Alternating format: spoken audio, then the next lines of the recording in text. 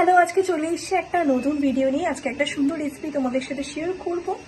তো চলো দেখতে থাকো কেমন বানাই রেসিপিটা। তো এখানে পাস্তার প্যাকেট নিয়েছি, এগুলো পেনে পাস্তা।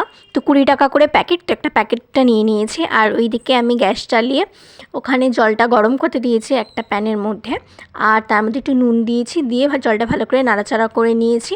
আর তারপরে প্যাকেটটা কেটে আমি পাস্তাটা দিয়ে দিয়েছি, আর একটু দিয়েছি সাদা তেল।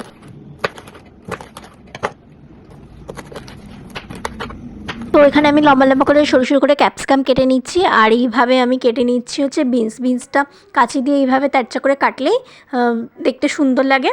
তো এইভাবে বিনসটা কেটে নিচ্ছি, আর রসুন ওদিকে কুচি কুচি করে নেবো।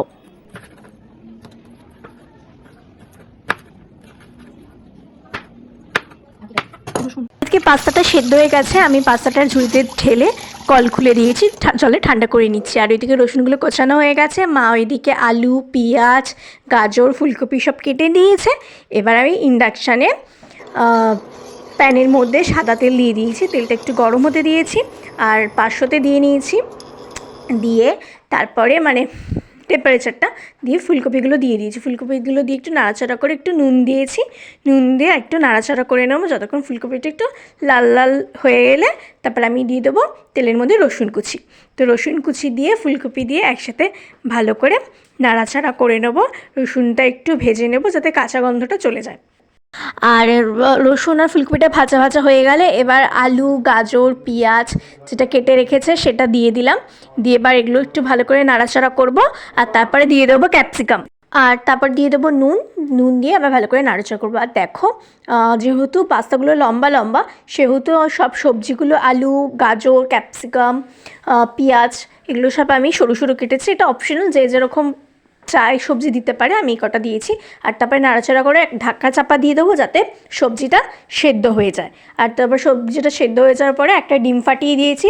বা যাই কেউ যদি মনে করে বেশি পাস্তা থাকে 2-3টে ডিম দিতেই পারি, আমি যেহেতু অল্প পাস্তা আমি একটা ডিম দিয়েছি। আর আরও কেউ চাইলে আরও কিছু সবজি অ্যাড করতে পারে, তো চিকেন বা পন্স যা কিছু ইচ্ছা অ্যাড করতে পারে। তো আমি সেরকম কিছুই দিইনি, দিয়ে ভালো করে নাড়াচাড়া করেছি। এবার সেদ্ধ করা পাস্তাটা দিয়ে দিয়েছি, দিয়ে আবার ভালো করে নাড়াচাড়া করব। আর তারপর দেবো একটু স্বাদ মতো চিনি। তো চিনিটাকেও অ্যাভয়েড করতে পারে, আমি একটু দিয়েছি স্বাদের জন্য। আর তারপর দিয়েছি একটু ভিনিগার, 1 চিপি ভিনিগার দিয়ে আবার নাড়াচাড়া করলাম। আর তারপর দিলাম আবার 1 চিপি সোয়া সস।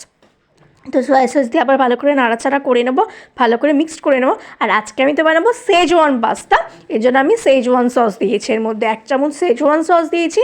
আমি এর মধ্যে টমেটো সস দিইনি, কেউ চাইলে এর মধ্যে টমেটো সসও দিতে পারে। তো এইভাবে দিয়ে ভালো করে মিক্সড করে নেবো।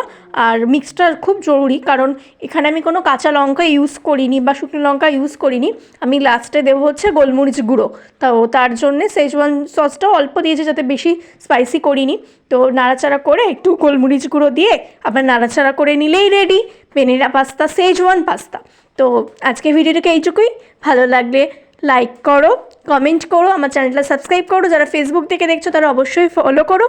আর আমি যেরকম করে বানিয়েছি তোমরা বাড়িতে এরকম করে ট্রাই করো। তো আজকের মতন টাটা, সবাই ভালো থেকো।